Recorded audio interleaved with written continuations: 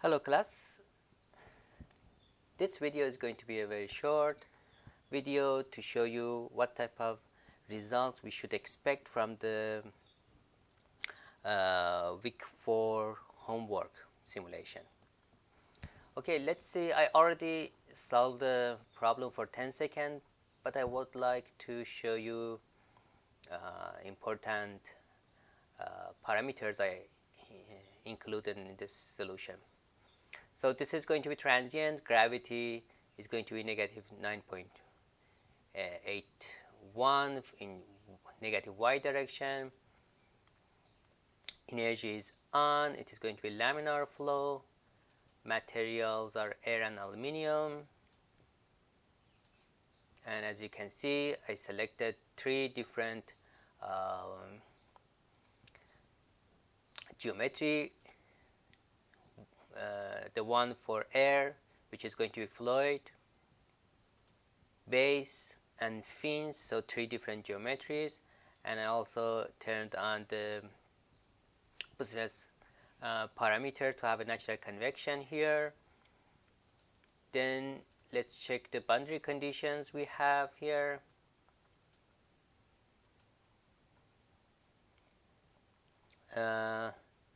Let me show you. This is the inlet, left and right side, and outlet is going to be pressure outlet. Inlet was pressure inlet. We could have pressure inlet at the front or back, but yeah, for now we decided to have a wall there, which is going to be 0 heat flux. And then so you apply all the boundary conditions you need. For the interface, we need to make sure everything is coupled. As you can see here, it says coupled. If you want to make sure, you need to edit and check if it's a coupled wall to be able to heat transfer from the solid to liquid. Basically, we are defining contact boundary layer here by this coupling wall and fluid. Then let's check the method, because the natural convection should be coupled, and the important one was pressure, body force weighted, or presto. You can use any of them. And if you want to increase the accuracy, you can go second order implicit. I didn't touch that part. To increase the to change the convergence criteria, you can open residuals. And for example, for continuity equation, I selected 10 power minus 4. Same for x, y, z direction of the velocity, and energy is 10 power minus 6. The default value is 10 power minus 3, but usually we select 10 power minus 4 or 6. Then we have some data to save. We selected some data, CFD post compatible, and this is going to be the folder I would like to save, and every 2 time step I would like to have the data. Yeah, I know this is a very small time, and the number of results I may have is going to be very high, but for this video I selected to simulate just 10 seconds, so it is going to be very limited numbers, and this is part of your homework to do for 800. And then I initialized it and patched it to have initial boundary conditions. So initial condition, sorry, not boundary condition, initial condition for the base was 100 degree, for the air and fins each 25 degree. And then I decided to have time step size 0.05 and for 200 time steps. So if you multiply this, it is going to be around 10 seconds. And after solving, let's see what result I got. So this is the geometry we have. Heat sink with 3 fins. The heat sink is supposed to be 100 degree, and the rest of the geometry or fins and solid and the fluid is going to be 25 degree. So let's see what we should expect. First, we expect to see immediately after starting simulation, this base of the heat sink should conduct heat to these fins, because conduction for the aluminum is very high, so it should be a fraction of second to conduct this heat from the hot base to the cold fins. So in less than a second we need to have temperature reduction from the base to the fins, and then those fins are going to start convecting, because we have 3 fins, so we increases contact area for convection.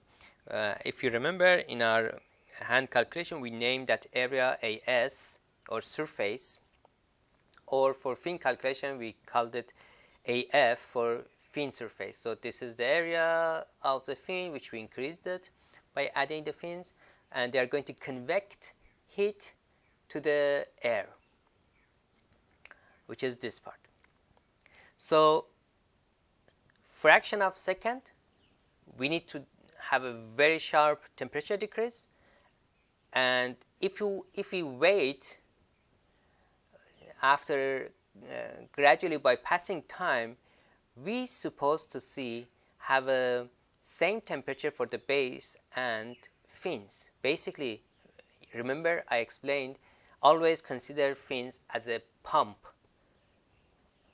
Fins are the pump to suck temperature or heat out of the base.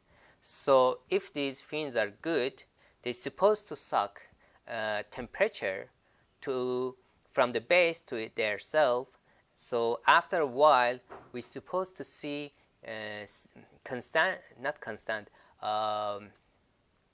uniform temperature inside the whole heat sink.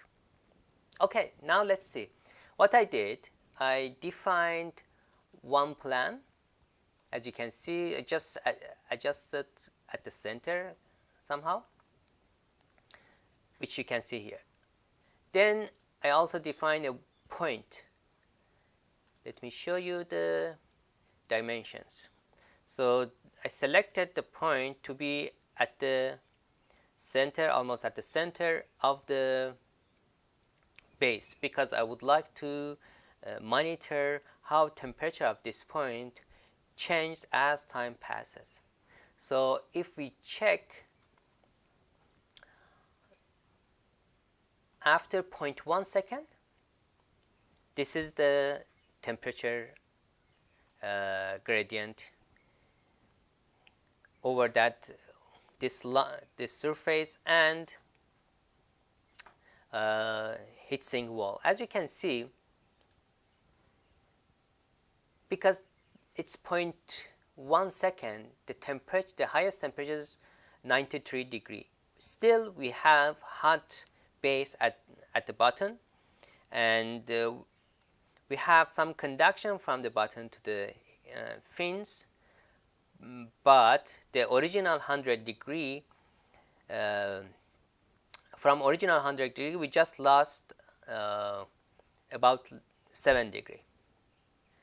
And another interesting aspect which we can see,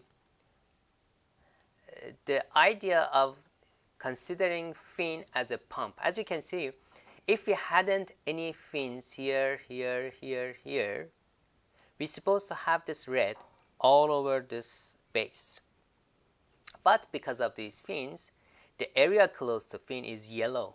So temperature close to the fin is lower, which means fin is sucking temperature to itself, and we are going to have convection inside later. So that is why in the area we have fin, it's a lower temperature, lower temperature, lower temperature. The area between fins is a bit hotter. Okay, so this is the condition we have. Okay, it's already open. As time passes, after 1 second, we lost more and our fins are getting hotter. After 5 seconds, now you can see we are getting constant, almost uniform temperature inside the whole heatsink, which we expected. Let's see after 10 seconds. Now much more uniform temperature in the heatsink, and we can see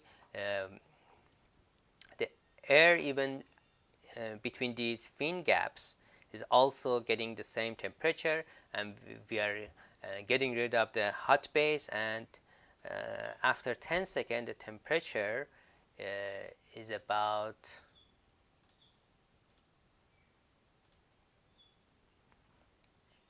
40 degrees.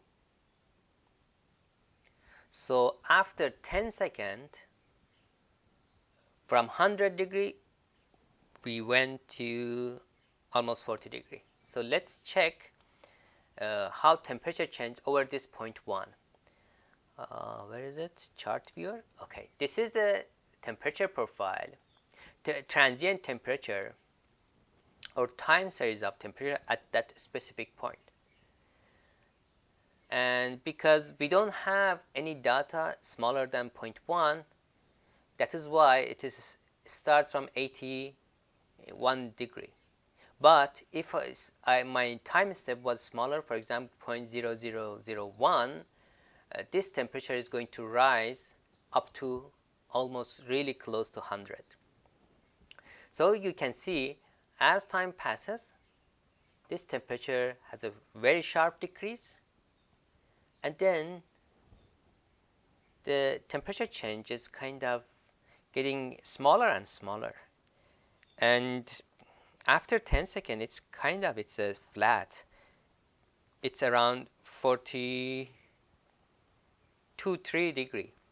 So if I continue this simulation, for example 20 seconds, this temperature difference is, because it's very small, it may get closer to 41 degree. If I continue up to 1 minute or 2 minutes, 10 minutes, this temperature gradient is going to, because it's very small, again we are getting closer to the room temperature 29, but it is going to take very long time. Even for your case, after 800 seconds, which I asked, we're not supposed to get so close to the 25 degree, which was the room temperature. So it is going to be time consuming, and the reason and the behavior of the cooling, you can see exponential, which we actually did the calculation, and we know some formula about this cooling or heating, which was exponential. Okay, thank you for your time. See you next time.